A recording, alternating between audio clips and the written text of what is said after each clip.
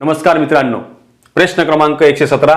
एका विद्युत खांबाची जमिनीपासूनची उंची 9 मीटर आहे. त्या खांबाच्या टोकापर्यंत 15 मीटर लांबीची शिडी उभी केली असता जमिनीवर खांब व शिडी यांमधील अंतर किती आहे? आपल्याला या एक विद्युत खांबाची जमिनीपासूनची उंची दिलेली आहे. जर आपण त्याची फिगर ड्रॉ केली तर या ठिकाणी हे 9 मीटरचं अंतर त्यांनी दिलेलं आहे. 9 मीटरची ती उंची दिलेली आहे त्या खांब्याची आणि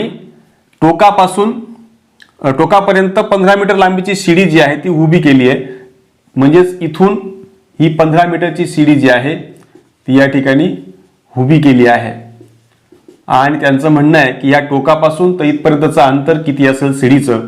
समजा आपण याला ABC असं जरी नाव दिलं तर यात BCचं आपल्याला अंतर काढायचं आहे.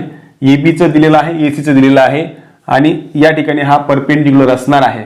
अशा वेळेला आपण पायथागोरस थेरमचा उपयोग करतो, कारण त्रिकोण ABC मध्ये कोन B जो आहे तो 90 अंश आहे. म्हणून आपण पायथागोरस थेरम वापरू शकतो.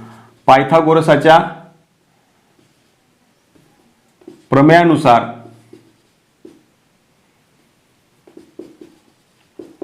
प्रमेयानुसार आपण इथे कर्णाचा वर्ग जो आहे तो इतर दोन बाजूंच्या वर्गांच्या बेरजे इतका असतो.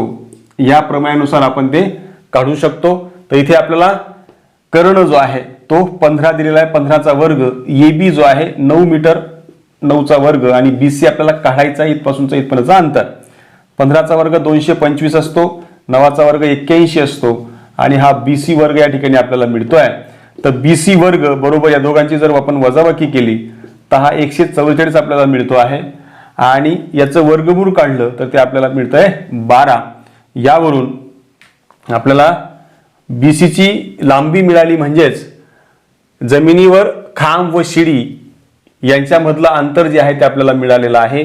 म्हणून पर्याय क्रमांक 3 जो आहे तो आपला अचूक पर्याय आहे.